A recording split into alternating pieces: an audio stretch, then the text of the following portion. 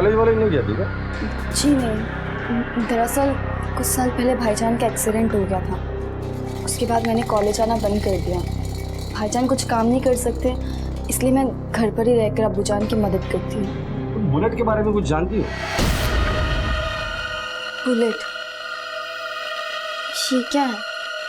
मैं कुछ नहीं जानती।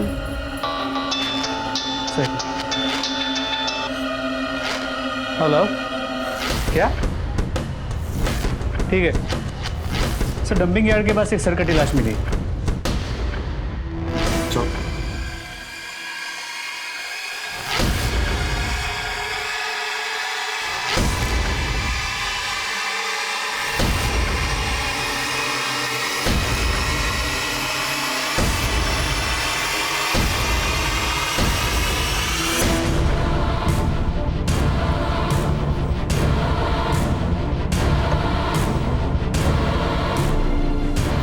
हटो रे, साइड दो। चलो आसपास देखो, कुछ मिलता है क्या? सर शिंदे चेक करो। सर, दोनों हाथों पे इंजरी मार्क्स, लगता है बच्चे को बांध के रखा था और मरने से पहले इसने काफी स्ट्रगल की। आसपास कोई खून का निशान नहीं है, इसका मतलब इसे कहीं और मारा गया और फिर लाश को यहाँ फेंका गया है। सर सब जगह छानबीन की, कुछ नहीं मिला। तो लाश की कद काठी को देख के लगता है कि लाश बशर की हो सकती है, लेकिन उसकी शिनाख्त कैसे करेंगे? वो तो अनाथ था। अगर ये लाश बशर की है तो इसकी शिनाख्त जीनत करेगी, क्योंकि बशर का जीनत के घर पे आना जाना था। इस जीनत को बुला कर लेकर आ। सर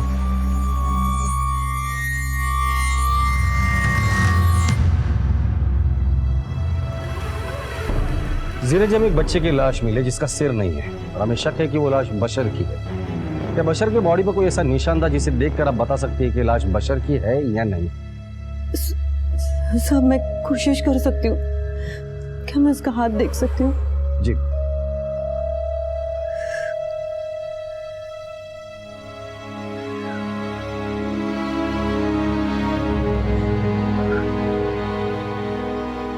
हमें इस लाश पे से कपड़े मिले, क्या इन कपड़ों को आप पहचानती हैं?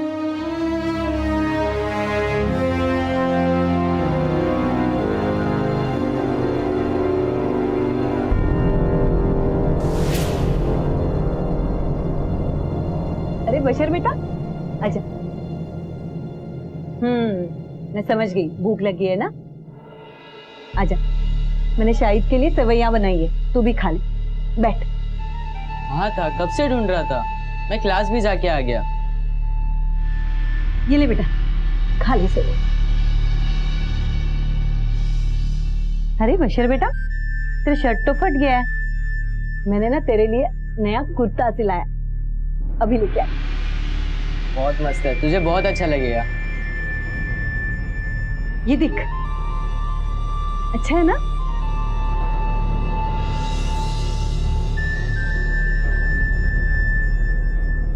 पसंद आया?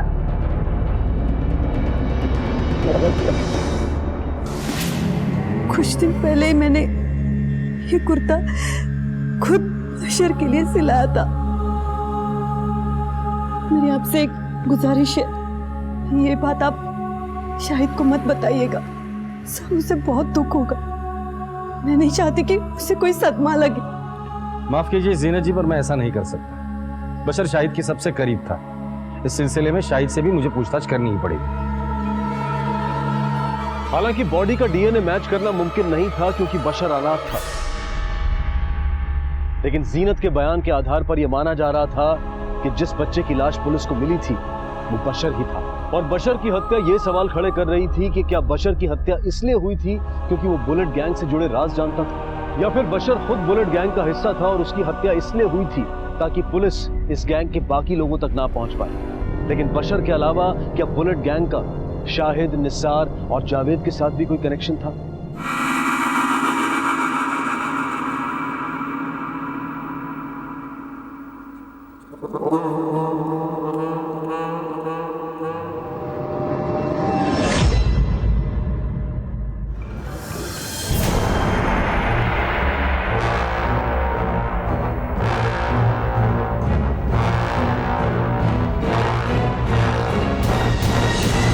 बशर की मौत आधी रात को हुई, लेकिन जहाँ उसकी मौत हुई वो जगह अलग है, क्योंकि उसकी बॉडी पे जो मिट्टी मिली है वो उस जगह की मिट्टी से अलग है जहाँ उसकी बॉडी मिली है। मिट्टी को सॉइल एनालिसिस के लिए भेज दो और पता करो ये मिट्टी है कहाँ की।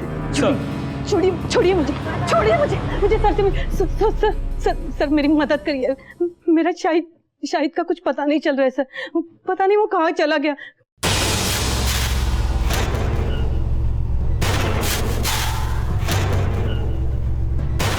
खुदा के लिए मेरे शाहिद को ढूंढिए सर। कब से गायब है वो? करीबन कल शाम के 4-5 बजे से। कल शाम से वो गायब है और आज आप कंप्लेंट निकालने आई है। सर मैं डर चुकी थी सर, बहुत परेशान थी सर, मुझे समझ में नहीं आ रहा था मैं क्या करूं। मैंने उसे सब जगह ढूंढा सर, वो कहीं नहीं मिला तो मैं आपके पास आ गई। शाहिद के डिटेल्स आप बाहर लिखवा दीजिए, हम उसे ढूंढने की कोशिश करें। जी शुक्रिया सर।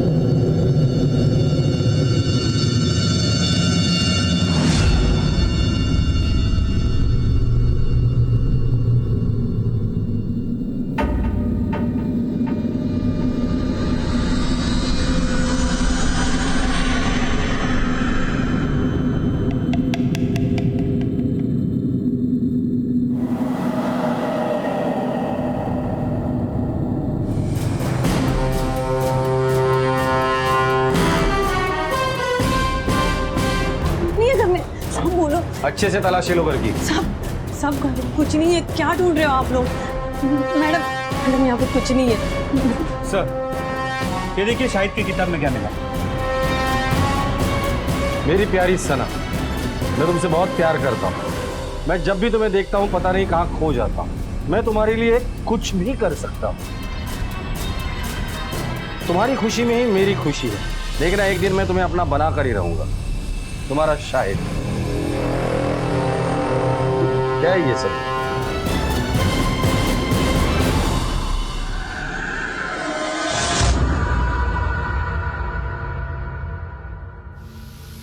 शायद ऐसा नहीं कर सकता था, वो ये सब ऐसे प्यार व्यार सब नहीं कर सकता था। मैं बोल रही हूँ ना, उसके साथ किसी ने मजाक किया होगा था, उसके किताब में ये सब लिखकर। मैं माँ हूँ साहब उसकी, मुझे पता है ना, वो ये सब नहीं कर सकता था। ये देखिए कागज मिले।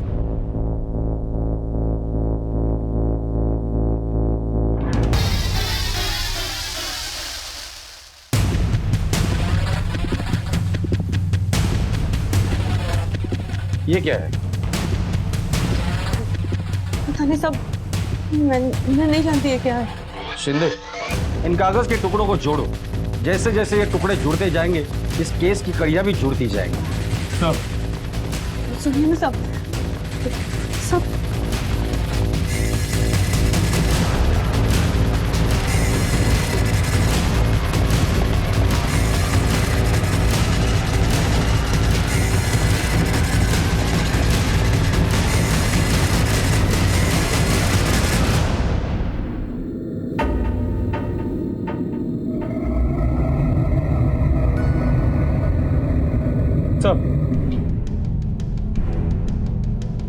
सर ये वो कागज के टुकड़े जो शाहिद के घर से मिले। ध्यान से देखिए, हाथ से बनाए गए नक्शे जो किसी खास मकसद से बनाए गए। सर ये वो जगह है जहाँ पे फ़हीम पे हमला हुआ। सर ये वो जहाँ पे शादाब का मर्डर हुआ। दोनों नक्शों पे कोड इस्तेमाल किया गया। इससे ये पता चलता है कि हमले के वक्त कौन कहाँ रहेगा। सर ये देखिए, एन मतलब निसा, एस मतलब शाहिद, बी बशर। पर सर ये दोनों नक्शों पे बुलेट भी लिखा गया। दोनों नक्शों के ऊपर होमवर्क गैंग भी लिखा गया। तो इससे ये साबित होता है कि बच्चे किसी गैंग के मेंबर हैं और उनके नाम का पहला अक्षर उनका कोड है। तगड़ी प्लानिंग की है ये वाले। दोनों नक्शों को हैंडराइटिंग एक्सपर्ट के पास एनालिसिस के लिए भेज दो। और जो नोट हमें क्राइम स्पॉट पे मिली थी उनकी हैंडराइटिंग और ये हैंडराइटिंग मैच करा। सर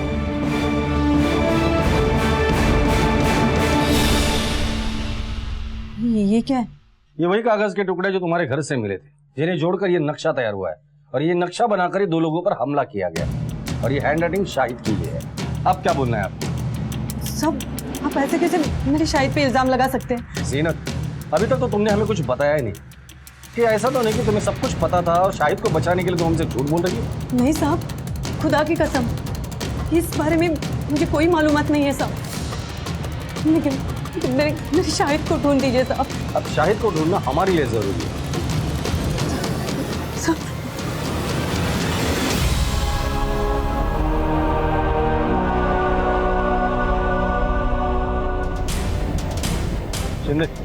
जीनत के कॉल रिकॉर्ड निकालो और नजर रखो उस पर। बशर के बॉडी पे जो मिट्टी मिली थी उसके सॉइल एनालिसिस रिपोर्ट का क्या हुआ? सर लैब में टेस्ट जारी, उम्मीद है रिपोर्ट जल्दी आ जाएगी। ठीक, अब जल्द से जल्द हमें जावेद और निसार तक पहुंचना है।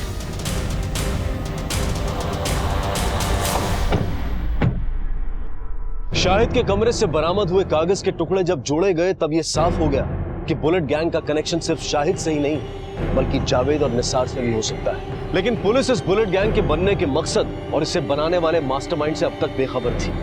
लेकिन निसार और जावेद से पूछताछ करके इस गैंग से जुड़े हर राज को उगलवाने की कोशिश की जा रही थी।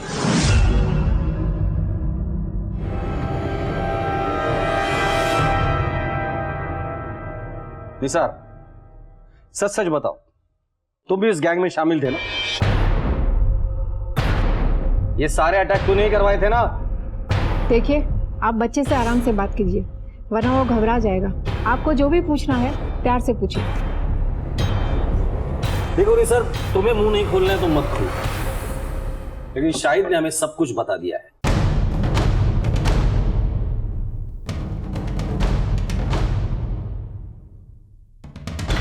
अगर तुम अपना मुंह खोलोगे तो हो सकता है कि हम तुम्हारी मदद करें। सर मैं अकेला नहीं था, मेरे साथ जावेद भी था। जावेद? हाँ, हमारा एक गैंग था, होमवर्क गैंग। बुलेट कौन है? मैंने पूछा बुलेट कौन है? वो बुलेट। सना को ले आओ।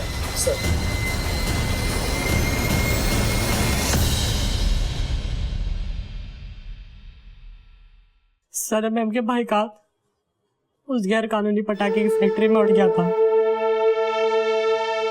तभी सर उन्होंने ठान लिया था कि जो भी बड़े लोग हैं, जो भी उल्टे सीधे काम करते हैं, उनसे वो बदला लेकर रहेंगी। वो तो ये सोचती है कि जैसे वो अपने भाई को इस लाचारी की जिंदगी से नहीं बचा पाई, ऐसा वो किसी और दूसरे बच्चे के साथ नहीं होने देगी। सर 1 साल पहले मैंने उन्हें अपनी बहन रईजा के बारे में बताया। सर उन्हें बहुत दुख हुआ था। क्या हुआ निसार, कुछ प्रॉब्लम है क्या? मैं काफी दिनों से देख रही हूँ तुम्हारा पढ़ाई पे ध्यान नहीं है। अगर कोई प्रॉब्लम है तो मुझे बताओ, मैं सॉल्व कर दूंगी। सना मैम, मेरी अम्मी अब्बू ने मेरी बहन रायसा की शादी उस कुल्फी वाले से कर दी थी जब वो सिर्फ 12 साल की थी, और 14 साल की उम्र में वो बच्चा पैदा करते करते मर गई।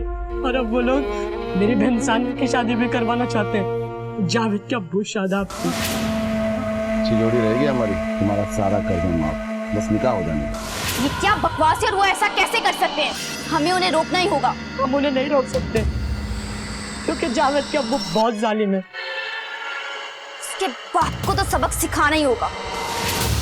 और इस बारे में सना मैम ने हेडमिस्ट्रेस से बात भी की थी।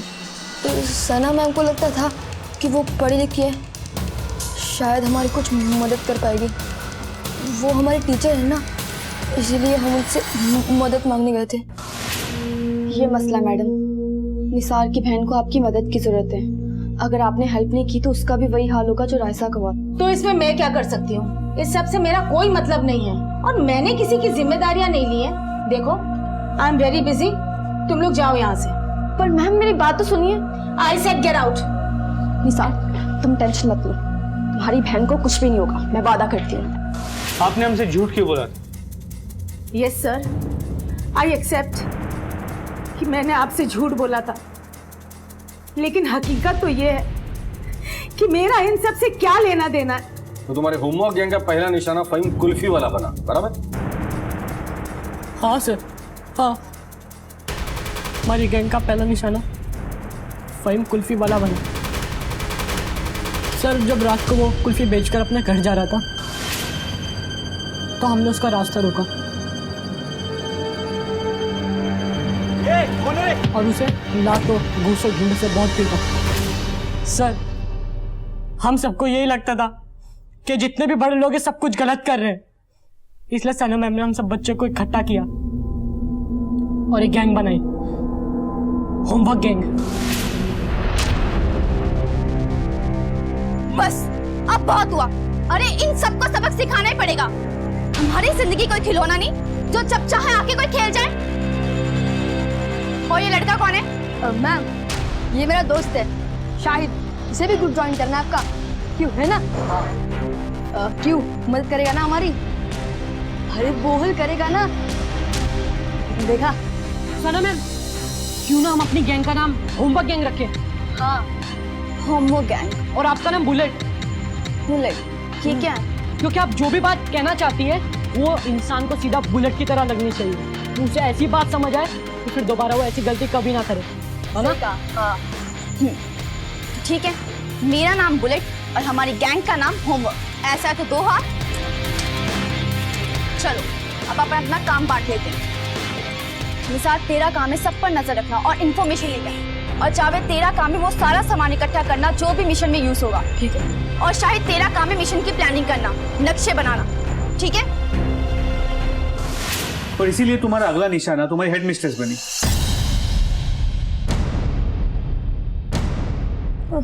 हाँ।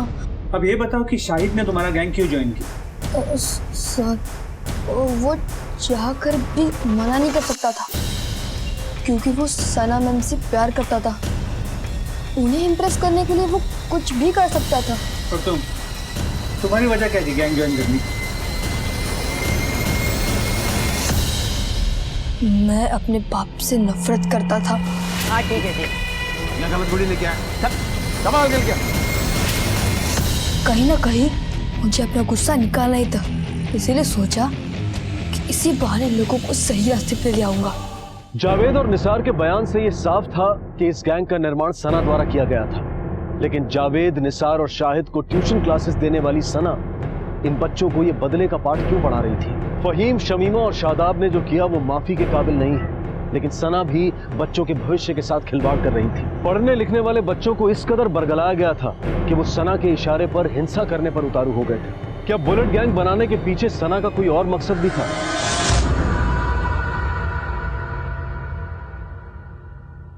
आपकी बेटी सना कहाँ है? वो बाजार गई है साहब, लेकिन अभी अब तक तो उसे आ जाना चाहिए था। आई क्यों नहीं अब तक? अल्लाह करे सब खैरियत से हो। अगर आपकी बेटी अब तक घर नहीं आई तो आपने उसे फोन करके पूछा नहीं कि अब तक वो कहाँ है? किया था साहब, और उसका फोन बंद आ रहा है। जैसे वो आए हमें इन्फॉर्म करो।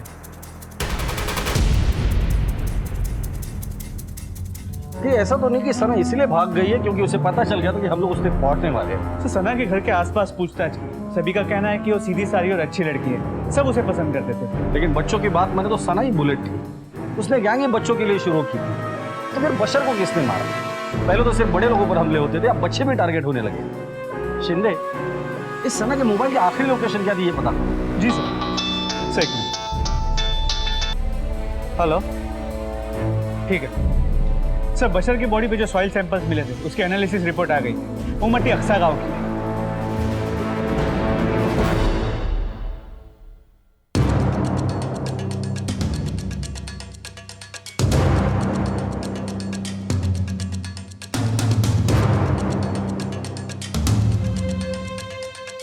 समझ में नहीं आ रहा है क्या चल रहा है। हो सकता है कि बच्चों को फहीम और शमीमा ने गायब किया हो। लेकिन सर वो दोनों तो जेल में हैं। लेकिन जेल में रहकर वो किसी और से भी तो ये काम करवा सकते हैं।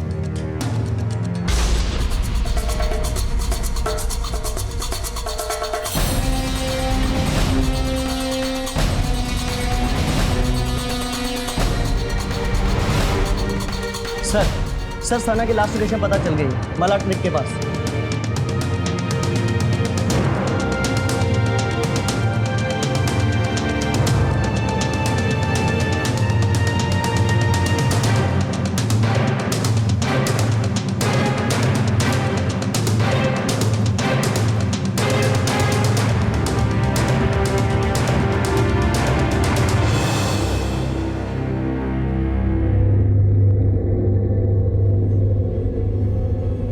सर मल्टीपल स्टैबिंग का केस है।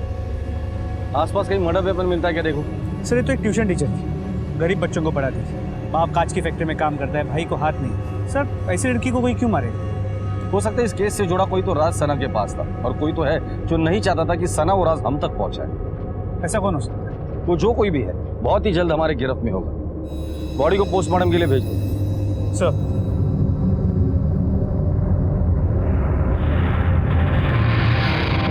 जिसे अब तक बुलेट गैंग का मास्टरमाइंड समझा जा रहा था, अब उसकी भी हत्या हो चुकी थी। और ये सवाल उठ रहे थे कि क्या सना के अलावा कोई और भी है जिसकी बुलेट गैंग को बनाने में भागीदारी थी? आखिर ऐसा कौन था जिसने सना की हत्या की थी? बशर तुम्हारे गैंग का मेंबर था ना? हाँ सर, वो ना चाहते हुए भी हमारी गैंग का मेंबर बन गया था। शाहिद उसका बहुत ख्याल रखता था, और वो भी बशर भी हमेशा उसके आगे पीछे घूमता रहता था सर। धीरे धीरे वो हमारी मदद करने लग गया था, हमारा हिस्सा बन गया था सर वो। और फिर अचानक एक दिन हमारी गैंग में दरार पड़ गई जब जावेद के अब्बू मेरी बहन सानिया से निकाह करने वाले थे। सब पता चल गया है मुझे जावेद, तेरा अब्बू मेरी बहन से शादी करना चाहते हैं ना? ये सब कुछ गलत है, हमें उन्हें सबक सिखाना होगा। देख निसार, एक लफ्ज भी मेरे अब्बू के खिलाफ कहा ना तो मुझसे बुरा कोई नहीं होगा। देख जावेद, सना मैम ने क्या कहा था? हमारी गैंग का उसूल ये है, अगर कोई बड़ा गलती करता है तो उसे सजा जरूर मिलनी चाहिए। और जो मेरी बहन के साथ हो रहा है ना, सब गलत है। लेकिन मैं अपने अब्बू के साथ कुछ गलत होने नहीं दूंगा। तेरा अब्बू गलत है। नहीं यार, क्या है? पागलों की तरह लड़ रहे हो? एक बार बोल रहे ना, रूल सबके लिए सेम है, मतलब सेम है। लेकिन वो मेरे अब्बू है और उन्हें कोई कुछ नहीं करेगा। मेरी बात ध्यान से ठंडे दिमाग से सुन। जब हमारी गैंग बनी थी तो ये भी रूल बना था, चाहे वो कोई अपना भी हो उसके लिए सेम रूल होंगे। And rules are rule. पर वो मेरे अब्बू है और मेरे रहते उन्हें कोई कुछ नहीं कर सकता, समझे तुम लोग? वो जावेद हम लोगों के इसलिए खिलाफ था क्योंकि वो डरता था अगर उसके अब्बू को कुछ हो गया तो उसका और उसकी अम्मी का क्या होगा। तुम लोगों ने शादाब को क्यों मारा? नहीं सर, हमने उन्हें नहीं मारा। जब हम उन्हें पीट रहे थे तो बशर ने हमें सीटी देकर इशारा किया कि जावेद आ रहा है, और हम वहाँ से भाग निकले। हमें डर था कि कहीं उसने अपनी अम्मी या फिर किसी और को ना बता दिया, कहीं पकड़े ना जाए, इसलिए हम वहाँ से भाग गए सर। अच्छा, नाफिया ने हमसे झूठ क्यों कहा कि जावेद उसके साथ था? शादाब का जब मर्डर हुआ तुम कहाँ थे? मैंने बताया ना सब। तुम चुप बैठो। तुमने हमसे झूठ कहा था कि जावेद तुम्हारे साथ था। अब जावेद हमें बताएगा। बताओ कहाँ थे तुम? सर, मैंने मार दिया उसको। और सर कर भी क्या सकता था मैं?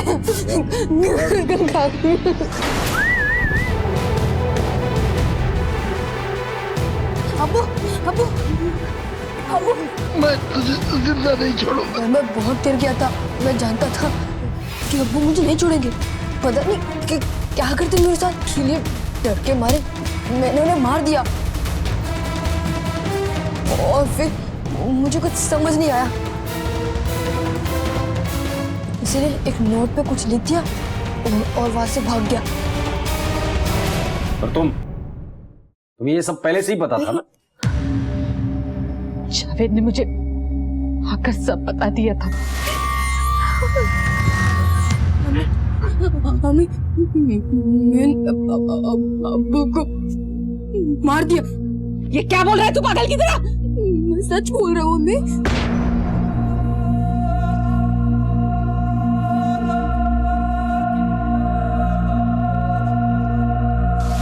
लेकिन मैं एक माँ हूँ, अपने सामने अपने बच्चे को जेल में जाते हुए नहीं देख सकती थी। शाहिद कहाँ है और सना और बशर को क्यों मारा? सर, मुझे नहीं पता वो कहाँ है। मुझे सच में नहीं पता वो कहाँ है। तुम्हारी बेटी ने बच्चों को इकट्ठा करके गैंग तैयार किया, लोगों को मारा पीटा, यहाँ तक कि मर्डर भी किया। मुझे ख्यालो गुमान में अंदाजा नहीं है कि सना भी ऐसा कर सकती है। हाँ, आपको कोई गलत फहमी है साहब। अब आप यकीन मानिए साहब, सना ऐसा कर ही नहीं सकती है। शादाब का मर्डर केस तो सॉल्व हो गया, लेकिन अभी बहुत काम बाकी है। जावेद और निसार को नहीं पता कि शाहिद कहाँ है। उन्हें तो ये भी नहीं पता कि बशर और सना को किसने मारा। जावेद को शादाब मर्डर केस में अरेस्ट करो और जुवेनाइल कस्टडी में भेज दो, और वो नाफिया उसे भी अरेस्ट करो। पुलिस इन्वेस्टिगेशन में उसने रुकावट डाली।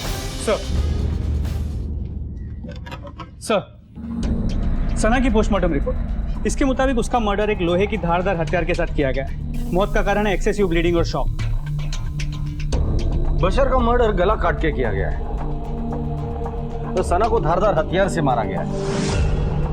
ये दोनों मर्डर्स बहुत ही बेरहमी से किए गए हैं। हो ना हो, इन दोनों मर्डर्स के बीच कोई ना कोई तो कनेक्शन जरूर है। बस हमें ये पता लगाना है कि वो कनेक्शन क्या है। सर हमें यह भी नहीं पता कि शाहिद कहाँ है, किस हाल में। हो सकता है इन दोनों मर्डर्स में शाहिद का हाथ। ऐसा भी हो सकता है। मुझे तो लगता है कि इस केस की इन्वेस्टिगेशन हमें दूसरे एंगल से करनी चाहिए।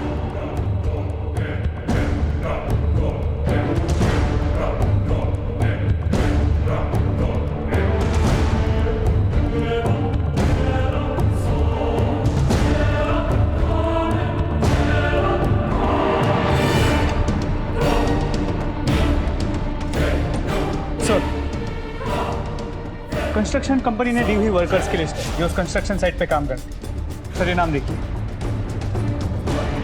रहमान, ये वहां काम करता है। बशर के धड़ पे जो मिट्टी मिली है वो उसी कंस्ट्रक्शन साइट की जहां पर तुम काम करते हो। इसका मतलब बशर का मर्डर तुम्हारे कंस्ट्रक्शन साइट पे हुआ है। साहब मैं तो कांच की फैक्ट्री में काम करता हूँ, मेरा बेटा वहाँ काम किया करता है। लेकिन अटेंडेंस रजिस्टर पे तुम्हारा साइन। साहब वो मेरे बेटे का एक हाथ नहीं है ना, इसलिए उसकी जगह मैं दस्तखत किया करता था। साहब हम गरीब लोग हैं, अब इस महंगाई के ज़माने में अगर मिलजुल कर सब लोग काम नहीं करेंगे तो घर का खर्च कैसे चलेगा। इसीलिए हबीब ने दोबारा काम करना शुरू किया। लेकिन हमने ये बात सना को छुपा कर रखी थी, क्योंकि अगर उसको ये बात पता चल जाती तो वो अपने भाई को काम नहीं करने देती। इसीलिए हबीब सना से छुप छुपा कर काम करने के लिए जाया करता था। तुम्हारे बेटे का तो एक हाथ नहीं है, फिर कंस्ट्रक्शन साइट पे वो क्या काम करता था? वहाँ उसके ही हिसाब का काम दिया जाता था साहब। हबीब तो अपाइज था, कंस्ट्रक्शन साइट पे वो क्या काम करता था? सर सच बताऊं तो बड़ा दुख होता था उसे काम करता हुआ देखकर। उसके पिताजी आए थे हमारे पास कि बच्चे को काम पे रख लो, अपाहिज है लेकिन काम करना चाहता है, पैसे सबको चाहिए, तो हल्का फुल्का काम हम उससे ले लेते थे। हबीब? हाँ साहब, हम कुछ दिन पहले देखा था हबीब को, एक ही हाथ से जमीन में खड्डा खोद रहा था। हमें लगा ये कुछ अजीब सी बात है, फिर हमने ज्यादा ध्यान नहीं दिया। हमें लगा कि शायद वो ये दिखाना चाहता है कि हम किसी से कम नहीं। कहाँ खोद रहा था गड्ढा? सर वो पेड़ के पास।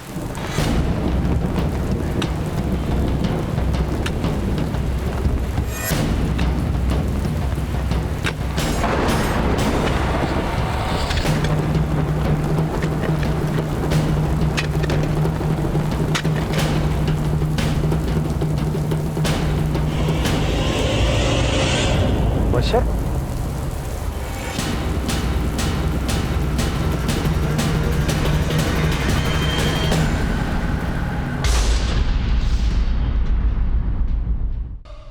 हबीब से मिलना है। वो तो घर पर नहीं था। कहाँ गया? क्या पता कहीं गया होगा इधर उधर। उसका नंबर दीजिए। नंबर लो।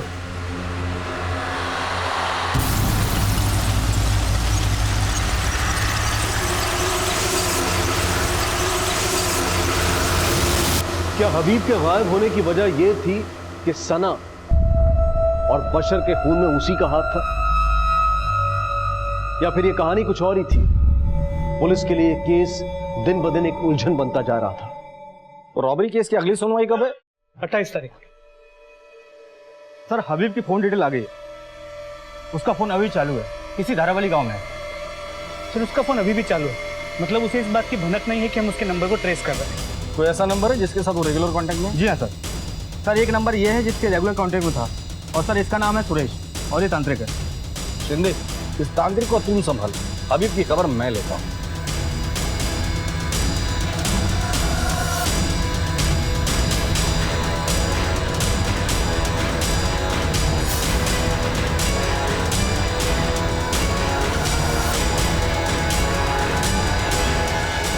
ओम ओम ह्रीं ह्रीं ठम ठम दक्षिणे कालके नमः स्वाहा।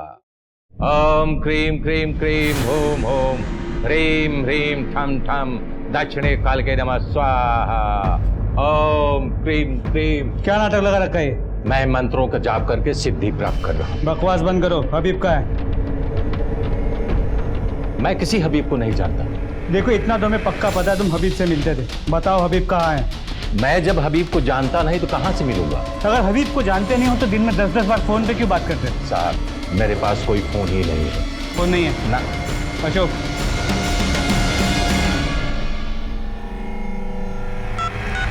ओम क्रीम क्रीम होम होम ह्रीम ह्रीम ठम ठम दक्षिणे काल के नमः स्वाहा। बकवास बंद करो।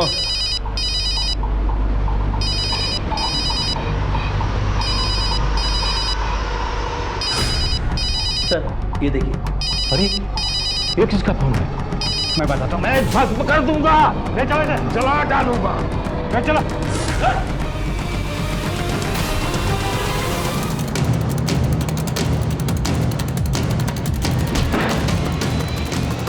पकड़ो इसे। मुझे मेरी बात बोलो, मैंने कुछ नहीं किया है। साहब मैंने कुछ नहीं किया साहब। हमें अंदाजा नहीं था इस कांड के पीछे तू होगा। ले चलो इसे। शाहिद, शाहिद, शाहिद बैठ। शिंदे, फौरन यहाँ एक एम्बुलेंस भेज दो। अरे मेरा क्या कसूर था जो उस पटाखे की फैक्ट्री के ब्लास्ट में मेरा हाथ उड़ गया? मुझे अंदर अंदर घुटन होती थी। मैं सोचता था कि आम जिंदगी क्यों नहीं जी सकता हूं। मैं जानता था कि मैं कुछ नहीं बदल सकता। मुझे इस बात का अंदाजा था। हाथ ना होने की वजह से मुझे कोई नौकरी नहीं देता था, मुझे कोई काम पे नहीं रखता था, और मुझे नफरत होने लगी थी अपने आप से। फिर एक दिन वो बिल्डिंग का सुपरवाइजर मनोज, उसने मुझे बुलाया। उसने कहा कि तुम्हारे लायक कुछ काम है। काम करेगा? जी करूंगा ना साहब। पैसे वैसे कमाने हैं? कमाने हैं साहब। अच्छा मेरी बात ध्यान से सुन। तो ये जो बिल्डिंग देख रहा है ना, ये सारी बिल्डिंग, इस सारी बिल्डिंग का सेठ है, यानी कि मालिक, वो चाहता है कि यहाँ पे एक बलि दी जाए ताकि यहाँ पर ये जमीन सोना उड़े, पैसे निकले यहाँ से, बरसात हो पैसों की। आई बात समझ में? हाँ। तो तू अगर एक ऐसा बच्चा ले आता जिसके आगे पीछे कोई ना हो, अकेला हो, अनाथ हो, उस बच्चे की हम बलि यहाँ दे देंगे और उसके बाद पैसों की बरसात होगी, खूब धन वर्षा होगी, तेरी जेब पैसों से भर जाएगी। समझ रहा है ना? करेगा ना? करूंगा सर। आज से धंधे पे लग जा, और जैसे ही तुझे कोई ऐसा बच्चा मिलता है जिसके आगे पीछे कोई नहीं, मुझे दिलाकर और हम उसकी बलि देंगे, उसके बाद तेरी जेब नोटों से भर जाएगी। चलेगा? चलेगा। पैसों के लालच में मैंने हाँ कर दिया। फिर मेरी नज़र बशर पे पड़ी। मैंने देखा कि बशर के ना कोई आगे है ना कोई पीछे है, और बशर का आना जाना शाहिद के घर पे बहुत ज़्यादा था।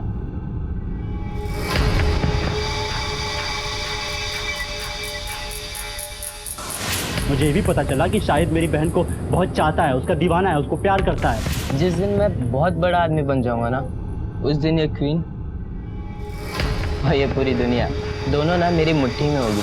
तो मेरे दिमाग में ये ख्याल आया कि क्यों ना कुछ प्लान बनाया जाए, क्योंकि मुझे पता था कि मेरी बहनी बुलेट है।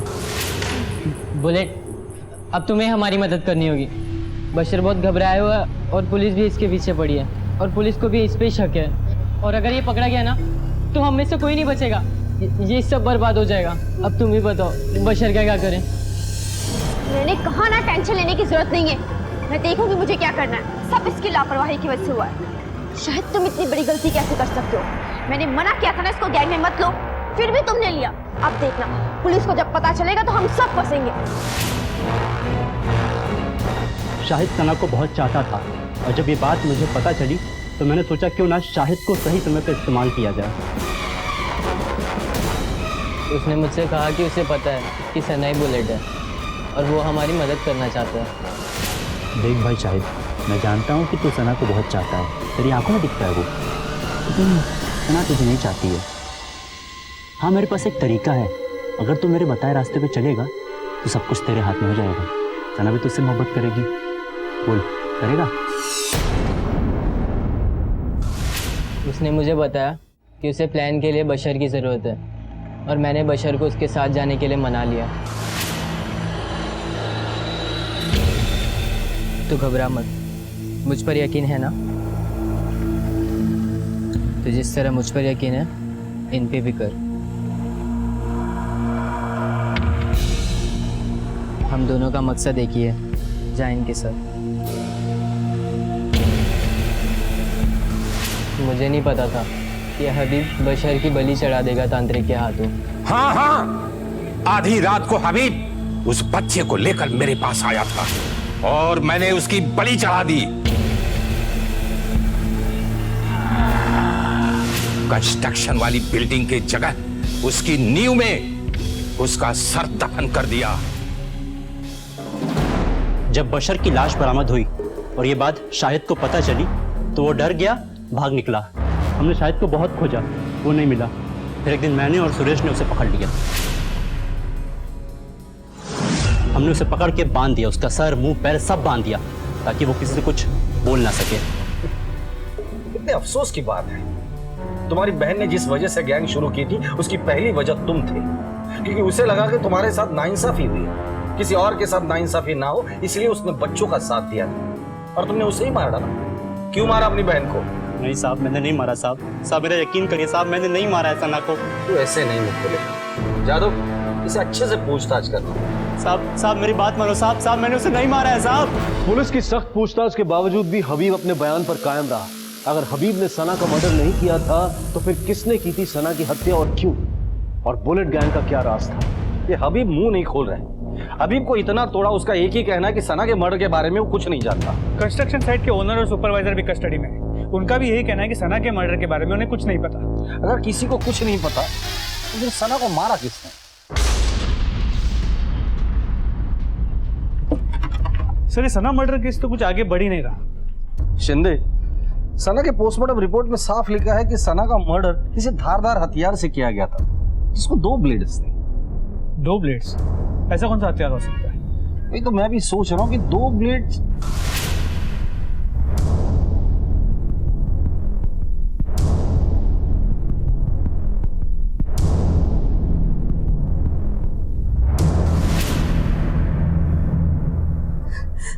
हम यहाँ नहीं रहेंगे, अपने गांव चले जाएंगे। संभाल के बेटा, संभाल के। अम्मी आराम। या अल्लाह, ये सब क्या हो रहा है? अपने बच्चे का भविष्य बनाने हम यहाँ आए थे और इस जगह ने तो हमें बर्बाद ही कर दिया। संभाल के बेटा। इंस्पेक्टर साहब, शाहिद, तुमने और तुम्हारे दोस्तों ने जो किया वो गलत था। बशर के मर्डर केस में तुम भी इन्वॉल्व, इसलिए जुवेनाइल कस्टडी लेकर जाने के लिए हम लोग आए हैं। अशोक, अम्मी, अम्मी, अम्मी बचाओ, अम्मी बचाओ। कुछ बातें तुमसे भी पूछनी है, ले चलो इसे। साहब लेकिन सुनिए तो साहब। हाँ, मैंने ही जान ली थी सना की, मार दिया था उसे। मैंने मेरे बच्चे के शाहिद के गद्दे के नीचे से वो उल्टे सीधे लव लेटर्स देखे थे।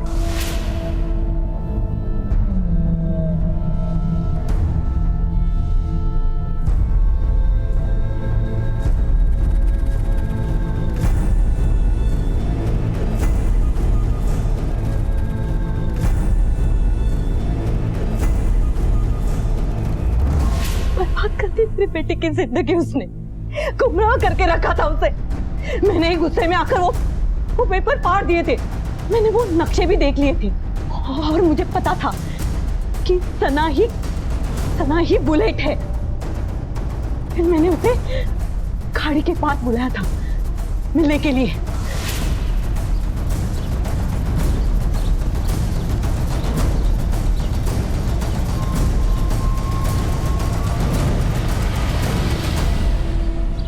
मेरा शाहिद कहाँ है? मुझे नहीं पता वो कहाँ है। तुझे नहीं पता? मुझे पता है कि तूने ही मेरे बेटे को इन झंझटों में फंसाया है। बता मेरा शाहिद कहाँ है? मेरा यकीन मानिए, मुझे नहीं पता। देख, मुझे सब पता है और मैं उसकी माँ हूँ और मुझे जानने का पूरा हक है कि मेरा बेटा कहाँ है और किस हाल में है। मुझे बता मेरा बेटा कहाँ है? मुझे कैसे पता होगा आपका बेटा कहाँ है? देख, वो कहीं नहीं मिल रहा है। मैं टीचर हूँ, मैं उनको पढ़ाती हूँ, ये नहीं देखती कि वो कहाँ है। मुझे पता है ना, तू टीचर है और क्या सिखाती है उसको। मुझे पता है। तूने अगर अभी बताया नहीं ना तो अच्छा नहीं होगा तेरे लिए। देखिए, बता दे। देखिए, मेरा ट्यूशन का टाइम हो रहा है, मुझे जाना है। टाइम मुझे वो मिल नहीं रहा है, बता दे। मुझे नहीं पता आपका बेटा कहाँ है। नहीं पता?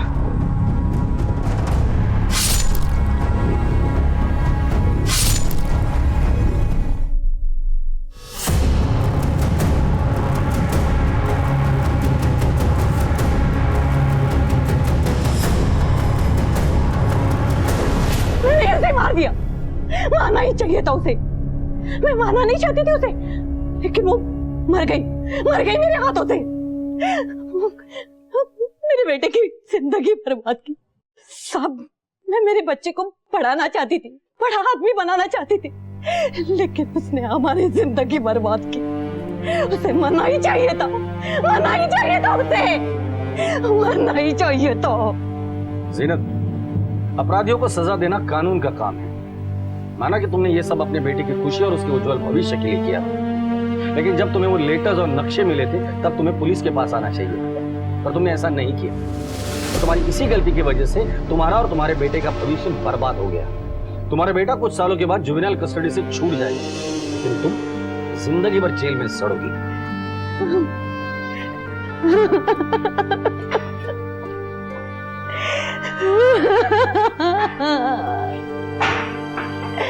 मेरा बच्चा।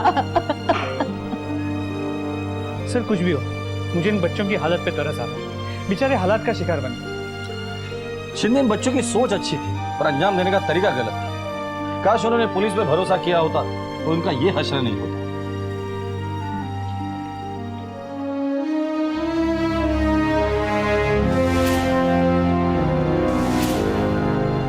माफ कर दो अम्मी, अगली बार आपको शिकायत का बिल्कुल मौका नहीं दूंगा।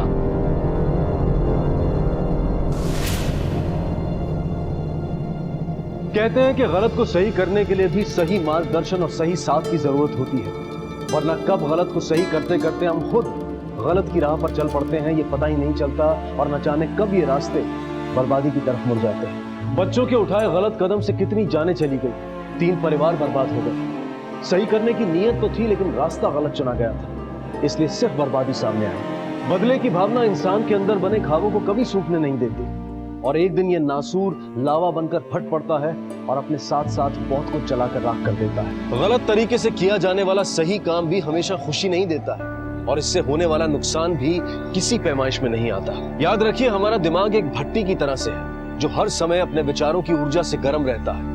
अब ये हम पर निर्भर करता है कि हम उस ऊर्जा का इस्तेमाल सही काम के लिए करना चाहते हैं या फिर गलत काम के लिए। इसी विचार के साथ अब मैं अनूप सोनी आपसे विदा लेता हूँ। फिर मुलाकात होगी अगले एपिसोड में एक और चौंका देने वाले केस के साथ। तब तक अपना और अपने परिवार का ख्याल रखें और देखते रहें क्राइम पेट्रोल डायल 100। सबक एक को सीख हम सबको। जय हिंद।